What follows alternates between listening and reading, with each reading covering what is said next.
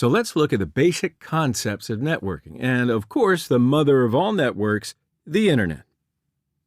The Internet is a global system of interconnected computer networks that use the standard Internet Protocol Suite, often called TCP/IP, although not all applications use TCP, to serve billions of users worldwide. It's a network of networks that consists of millions of private, public, academic, business, and government networks of local to global scope that are linked by a broad array of electronic, wireless, and optical networking technologies. The Internet carries an extensive range of information resources and services, such as the interlinked hypertext documents of the World Wide Web, WWW, and the infrastructure to support email. The origins of the Internet reach back to research done in the 1960s, commissioned by the United States government in collaboration with private and commercial interests to build robust, fault-tolerant, and distributed computer networks. The primary precursor network, the ARPANET, initially served as a backbone for interconnection of regional academic and military networks in the 1980s.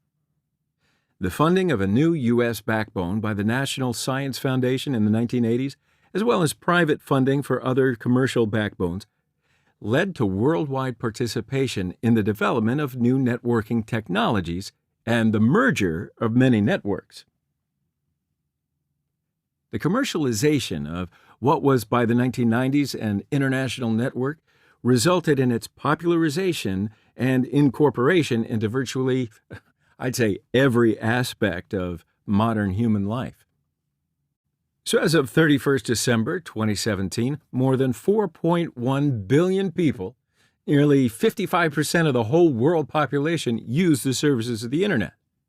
Now, I'll put that in a little perspective here. That's 95% of North Americans and about 85% of Europeans are Internet users. Now, before talking about the Internet Protocol, or what we call IP, we should know what a protocol actually is. A protocol is simply a set of rules governing how things work in a certain technology, so that there is some kind of standardization. Protocols are also typically in charge of sending the right data to the right PC, making sure the data gets to the right program, as well as organizing the data to be sent. Protocols are to computers what language is to humans. For instance, this course is in English. To understand it, you must be able to understand English. So similarly, for two devices on a network to successfully communicate, they must both understand the same protocols. So I know we're going to talk about this in detail later, but we'll talk a little bit now about IP to better understand the Internet. Internet Protocol, IP, describes how data packets move through a network. So when you have a protocol, you are sure that all machines on a network, or in the world when it comes to the Internet, however different they might be, speak the same language and can integrate into the whole framework. The IP protocol standardizes the way machines over the Internet or any IP network forward or route their packets based on their IP addresses. So along with addressing, routing is one of the main functions of the IP protocol. Routing consists of forwarding IP packets from source to destination machines over a network based on their IP addresses. An IP address is a unique address identifying a machine, which can be a computer, a server, an electronic device, a router, a phone, you name it, on a network, thus serving, routing, and forwarding IP packets from source to destination.